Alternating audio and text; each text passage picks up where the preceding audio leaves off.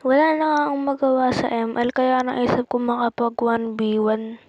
So guys, gusto niyo ako maka 1v1, nasa chat lang yung ID ko.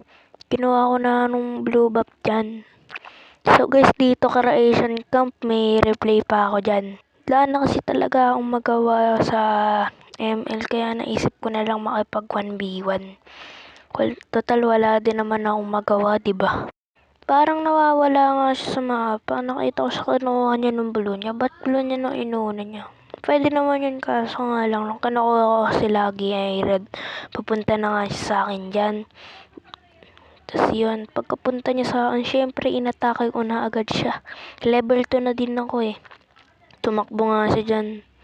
Sinundan ko pa rin siya kasi sayang naman ako, diba? Tapos pumasok siya sa base niya. Taduwag boy. Unti na lang ng buhay. Di ko alam kung ba't di pa to nag-recall. Unti na nga din dyan ng buhay ko. Kaya tumatakbo ako. Mas marami na siyang buhay sa akin.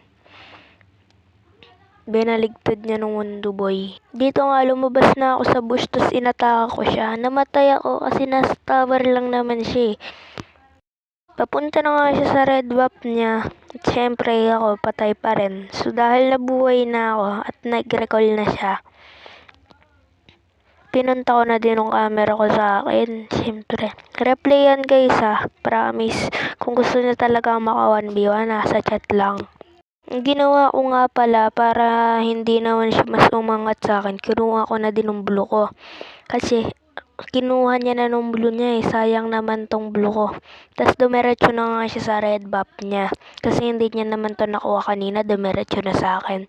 Tapos yan, kinuha ko na. Pagkakuha ko nga ng blue buff niya dyan, akala ko nasa turtle siya kasi nawawala siya sa mapa. Yun pala nasa mid. Nagkasalubong nga kami dito, kaya yun, nabigyan ko siya dito.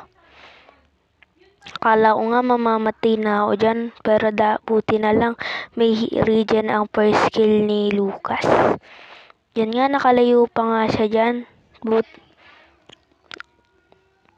Pumasok pa nga siya dyan sa tower niya. Buti na lang naultihan ko kaya umunti ang buhay niya. Pero nabaliktad niya ang mundo kasi ako naman ang kailangan ng buhay. Pagtapos ko, kinukuha ko na nga nung golem niya dito at pumunta na siya sa akin. Nakita ko nga siya na pumasok sa bus, kaya ito, inatake ko siya at dun ko siya nabigyan. Higa siya on the floor eh, tago ka pa sa bush. Niintay ko pa nga lang siya mag-spawn dito dahil pag tinapat ko ang camera ko sa akin, mukha naman akong nanduduga. Kaya nung nag-spawn siya, nilipat ko na ng camera ko. At dahil nag-recall nga ako, papunta na siya dito sa place ng lava golem at papunta na siya dito sa mid para i-clear ang minions. Akala ko nga i-clear niya ng minions pero hindi pala, pumunta pa siya sa turtle habang ako naman kinukuha ko pa tong red buff ko. Tapos pagtapos ko nga kunin to, pumunta na ako sa lava golem para pag inatake ko siya, unti na lang ang buhay niya dahil sa turtle. Dapat kasi pag ganitong mga 1v1, mautak kayo, lalo na pag gusto nyong maagaw, kung gusto nyong makaagaw sa kanya. At dahil nga dun, naagaw ko ang turtle at siya naman ang nabigyan ko ulit. Pagtapos ko nga siya dito mapitas, pumunta na ako sa mid para i-clear ang minions niya. Tapos, magsaspawn na siya dito. Kinuha ko na tong lito kasi sayang naman pag siya pang nakakuha.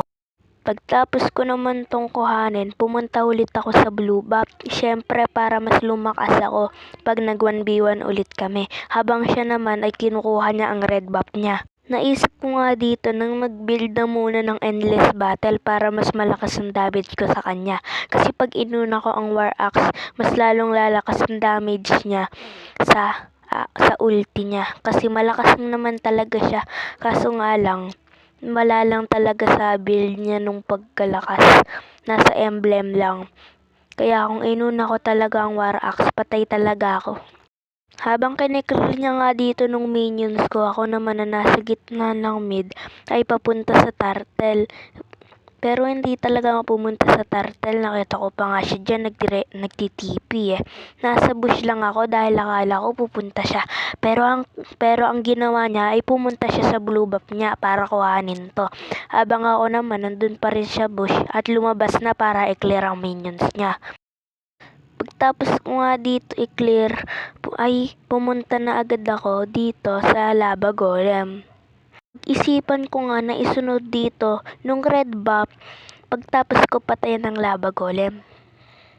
Napatay ko na nga ang lava golem at dumiretso na agad ako sa red buff habang siya naman nandun siya papunta sa blue buff ko, dun sa place ng blue buff.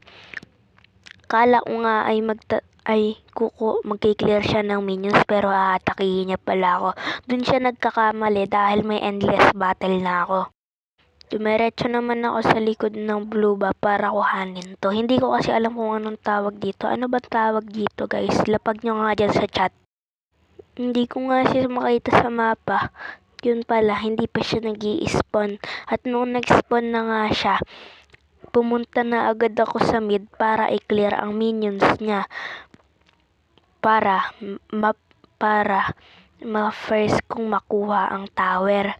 Dahil naman nandun siya sa place ng turtle, hindi ko na tinuloy ang pagkuha sa lito. Pinaslang ko na agad siya dahil sayang naman. Nakapasok pa nga siya dito sa base niya pero wala na kasi nasira na ang base niya. Ito na nga ang last round dahil dito magsasurrender na nga siya.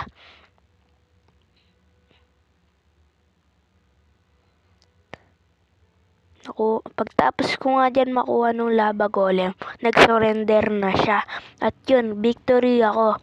Sa mga gustong kumalaban sa akin, nasa comment section lang nung ID ko, pati sa kanya. Yun nga pala guys, 1 to fly nga ang ginaya niya. Pero nung next round namin, Mia ang ginamit niya. Siguro next video ko na lang ipapakita sa inyo.